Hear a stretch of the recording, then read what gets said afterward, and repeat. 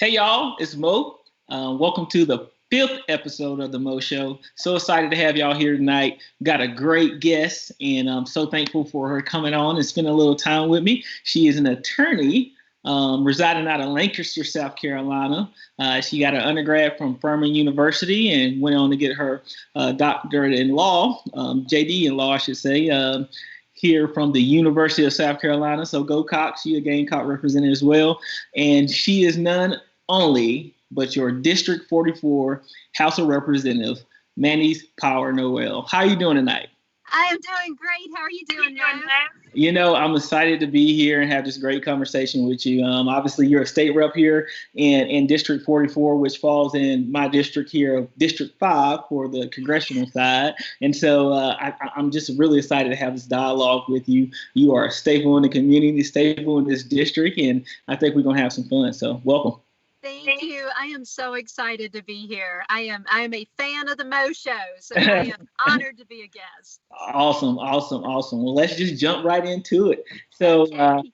I asked Jamie this question, and I'm going to ask you too, because I think it's very important. You know, we go out and have to say our stump speeches or the issues that we're talking specifically about. I don't want to hear any of that right now. Okay.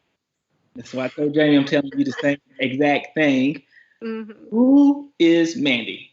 Who is Mandy Powers Norrell? And I just want to know all the good stuff. Just let me know. Okay. Well, and you get into, like you said, the stump speech, when you start, it's almost like you put a needle on a record and then you just hear yourself say these things.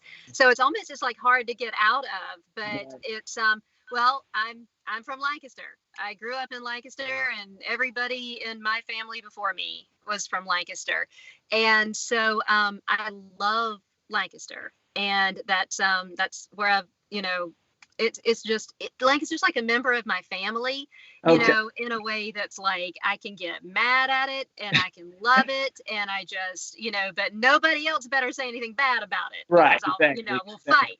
Exactly. And so, but it's, I grew up here. My parents worked for Springs Mills, just like everybody I knew growing up. Mm-hmm. And that's where I worked to pay for college when it came time for me to go to college. And I was first in my family to do that. And so it was, this community has raised me, and I love it. And I feel like it's such a unique place, and this from campaigning here. Right. I think I could be anywhere in the world, and if somebody from Lancaster walked in, I wouldn't even have to know them, but I would just know, because there is an energy to our community. And so it's I can't quite put my finger on it. It might be because of the culture from Colonel Springs running the mill, and he was so eccentric, and we have just sort of this sort of unusual eccentric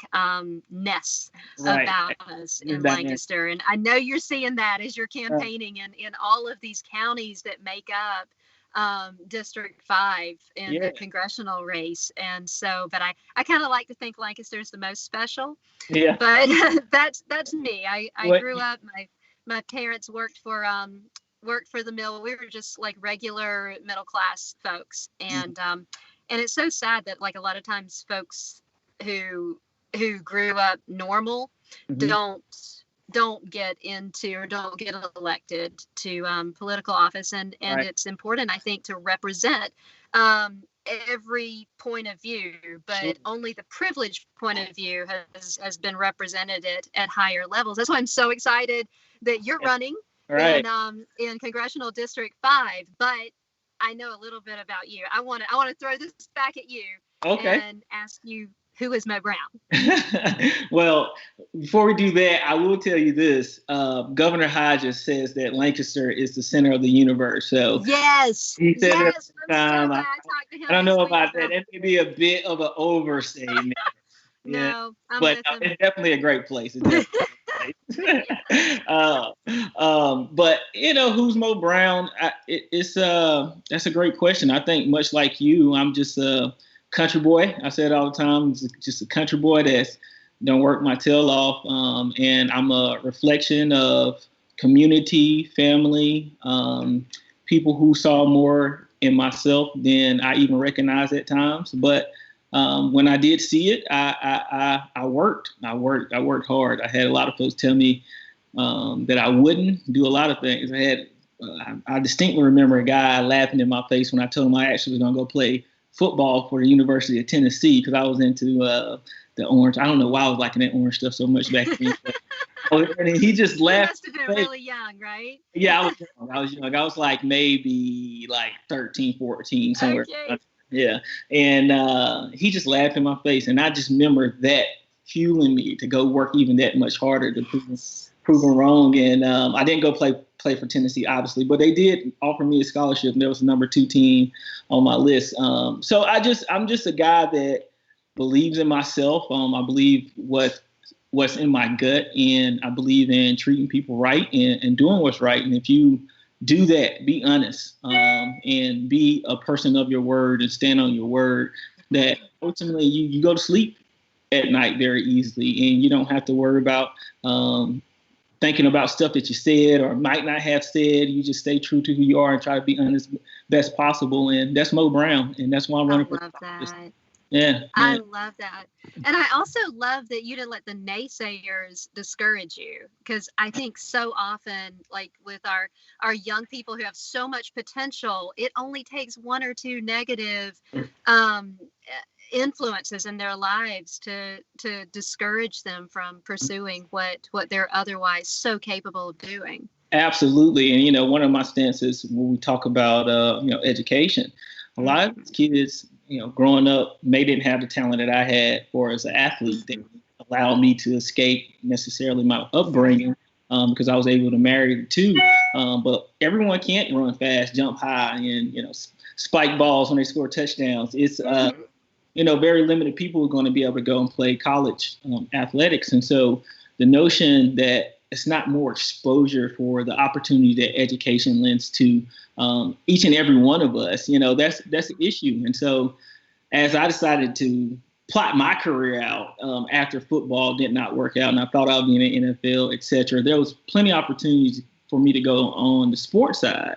But for whatever reason in my head and in my gut, it was just like, no, do something different.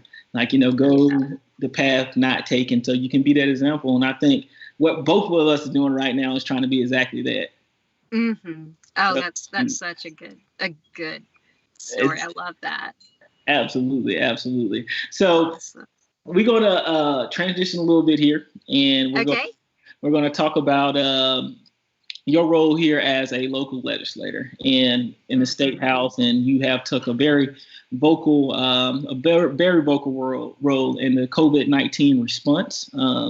And I'm just kind of curious to say, where do you think we are right now? We just opened up the state again with close contact business being able to do that today. Yesterday, and the second day of that. And then where do we need to go? Because, it is time for people need clarity in the direction during this pandemic. And that I think is the great missed opportunity in this, is the opportunity for clarity. I think that, early on, everybody was so confused. I mean, leadership was confused. Our public was confused. We did not know what we were facing. We still don't know what we're really facing here. In reality, the thing that nobody wants to say is this, reopening is it's a big experiment that we are hoping doesn't go south. For sure. And so far in South Carolina, things look fairly promising. And I think that has a lot to do with the fact that we don't have the density of population that they do in places like New York. But because where we're seeing COVID spread the most is in the densely populated cities. In South Carolina, we've always been kind of used to spreading out. But we've really missed an opportunity to educate our citizens on what's expected of them, because when people are told what's expected of them, they rise to the occasion. Absolutely. And I think that they're hearing the reopening as a communication that the governor is really not making, and that communication being that, it's all gone. Everything's okay now. You can go back about your business and move around the way you did in January and February. And the truth is, we cannot do that and expect a good outcome. And we cannot do that and not expect that the virus is going to spread in our communities, especially in our communities where there is closer contact. So what I would have loved to have seen done is listening to the science and setting a like a 4-phase closing and reopening, go down consistently for 14 days. Then everybody can watch it and kind of say, oh, look, we went up, so we probably won't get to go to level 3 for another 14 days or whatever. But then we would have been more invested. I think right now people don't trust because they feel like the decisions are being made based on social pressure and economic pressure. And that doesn't make me feel like my health is being looked after or taken care of. And it may all work out. And I kind of think that we're kind of showing that things are better than we feared they would be. But we would have a lot more confidence in that, I think, if we had done it in a more planned out kind of way. I mean, to me, it's parenting 101. It's a carrot and the stick. It's like, hey, if y'all distance and wash your hands, and then we can get these numbers down, then you can have more freedoms. Absolutely. So like anybody who's been actively involved in parenting a child kind of gets that. Right. And that's a very good point. And I think exactly what you're communicating is leadership, right? Yes. Leadership.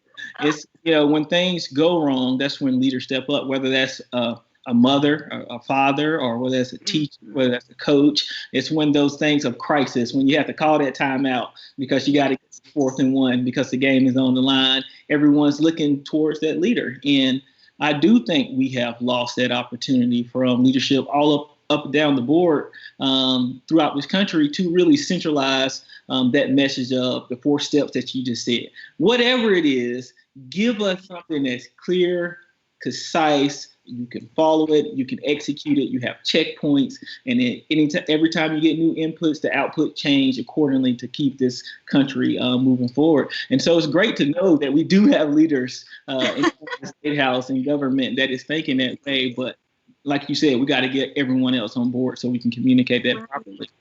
And when you bring the stakeholders in, then they're invested in the outcome and they're invested in the work instead of just sitting around waiting for you to tell them what to do. For sure. And I think that would have made a big, big difference in this, and it still could. Yeah, and that's the point. And it still can right now. Like, just give us the information and let us follow. And I think we will rise to the occasion. It's America. Like, that's what we do. So don't underestimate our people. Exactly. We can deal with the fact we can do it. To move forward. Yes, absolutely. Well, good. Well, I'm glad we were able to have that conversation. That's very important for people of this state to hear your thoughts on that because this continual evolution of this thing and decision that's being made, and you're a vital part of that. So thank you for doing that work. So we're going to switch it up again. Yes. You ready? I'm ready. What? Got some rapid fire questions for you. Okay. All right. So we're going to rattle through these things. Right. Let's see what we can do. What are the shows that are you streaming these days as a guilty pleasure? Okay. Well, I don't really stream because I'm so busy. Right. But I did, like, there were like 2 or 3 nights in a row that my husband and I got a pint of Ben and Jerry's ice cream each, and we watched The Tiger King because everybody was talking about it. I was late to The Tiger King. Yeah, you were late. That was like 2 weeks ago. I was really late. That was so addictive. We did that in, I think, 3 nights. And then the other night after session was over, I watched season 2 of Dead to Me in just one continuous. I watched the whole season without stopping. Oh wow! So, yeah. But that was like because I don't have we don't really watch TV at home, and I was staying in an Airbnb, and so I just said I'm gonna just watch the whole thing. There you go. All right. Favorite podcast? Dateline. I swear I could solve a murder. Give me a cold case, and I have listened to so much Dateline. I can start calling you Inspector Mandy. I'll listen to the 911 tape, and I'll tell you if they did it or not. Perfect. Favorite movie? Okay, my favorite movie. the Apostle, it's like, I don't know, few people know it. It's like Robert Duvall. He's an old Southern preacher, and he starts he killed somebody, and then he ran off and started a church. And it's so interesting because he got non-actors in it, just regular folks in Louisiana. And I love watching non-actors just be themselves, because there's such an authenticity to that. Yeah, that's cool. That's cool. Cookie cream or cookie dough? Cookie dough. Oh, I love cookie dough, but really my favorite, like for my ice cream though, this Cherry Garcia. Okay, Cherry Garcia. Love cherry ice cream. I'm cookie and cream. Give me yeah. Oreo McFlurry. All right. Dinner with 3 famous people. Who would it be, dead or alive? Okay. Always Dolly Parton. I want to meet her so badly. Jimmy Carter. He's the reason I'm a Democrat. And Maya Angelou, because I need like a mother figure, and she is just like the most awesome mother figure I've ever like heard speak. Right. Okay, that's cool. That's really neat. Well, that's good stuff, and I appreciate you indulging us in those little quick Oh, thank you. That was fun. So, going to switch it up a little bit here again. Okay. Switch. We need like a little switch button. Yeah. Let's talk about District 5 and District 4, which we both do share. You're running for re-election in a tough district. You got a primary here on June 9th, as well as I do. So make sure you go vote, please, people. Vote. Click them 2 names right here, Mo Brown, Mandy, Norrell. That's who you go. Let's make that clear. But you're running to stay as an incumbent here in this district. Yes. It hasn't been blue in a while, me, myself, but, this is historically a blue district. Talk about the challenges of campaigning right now with the pandemic in place and everything else that's going on. It's so strange. The first seat I ever ran for was Senate, and it was, there were so many constituents in there. Like, you have, I don't know how many voters are in your district, but it is a lot. Like, it would be hard for you to make an impact knocking on doors. Mm-hmm. My favorite thing about where I run is that I represent about 38,000 people. And I love to knock on doors. I love to go door to door and meet people at their homes. And I can't do that right now. Right. And that's hard. It's I miss it. It's one of my favorite things about campaigning. Yeah. And so, that's just kind of difficult. And so, but everything else is, we're just in absolutely new territory in campaigns and in education and in every aspect of our working lives. So, campaigning is, as you're seeing too, you have to get creative, and you are rising to the occasion in that a lot. I appreciate that. And you're right. And, this is my first time running for any office. And, September of last year, I didn't have any idea that we would be having this conversation right here. But, nonetheless, it's been fun. It's been fun. I just want to say, when I saw your video and found out you were running, I remember where I was when I found that out. I got an email. And it's like, go look at this. I was so excited. I mean, this was just, thank you so much for doing this. Right. And that is not a lot. The first conversation we had, that was same energy that you're giving right now, what you gave me on the phone. And you called me and I was like, it was very pleasant. Yeah, it was great. It was one of those things. It's like, okay, people were paying attention, and what you believe in yourself, that other people are already feeling out of the gate. And so that was really, really good to feel. And so thank you for having that excitement about it. Yes. So another part of serving, like I said, that you're in it right now. So what is one of your favorite aspects of public office? As far as like, there's the stuff that you do for other people, and then there's the stuff that you get from it personally that feeds your soul. Yep. And one of the things that really, really feeds my soul is when young women come to me and just like want to talk or want some advice, especially like young women that I can see a little bit of myself in when I was younger. Because I didn't come from privilege and everything, I got to see like other people get the jobs that I knew they got because their parents were connected, or, things like that I didn't have those opportunities to get because my parents just were not connected in that way. And so when young women who are, charting their own way in life and don't have that legacy of connections, reach out, I love that so much. And that absolutely feeds my soul. Absolutely. The other thing is, like, the very first bill I got passed was called Aaron's Law, which is it's child sexual abuse bill that teaches children at every grade level how to recognize and report sexual abuse. Okay. And so it has gotten predators out of so many children's lives. And so that's probably the thing I'm most proud of. And that also feeds my soul, but in a very different way, Right. No, that's awesome stuff. And it just speaks to who you are as a person. And I don't want to get too much into the predator side, because that natural instinct to be protective kind of comes out. Yes. It's so shameful. It's good work, though. And great work that needs to get done. So yes. Thank you.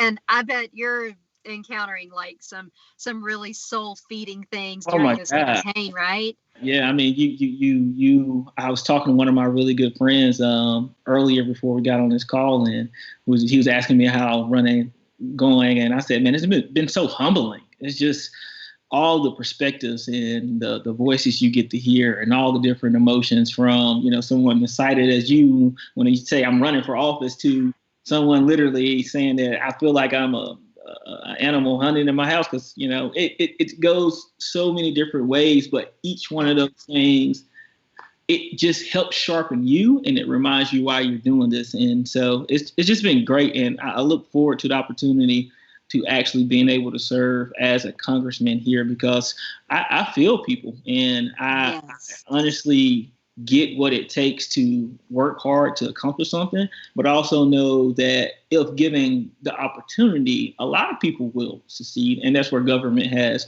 failed way too often here in the recent present. So I've been feeling all of that.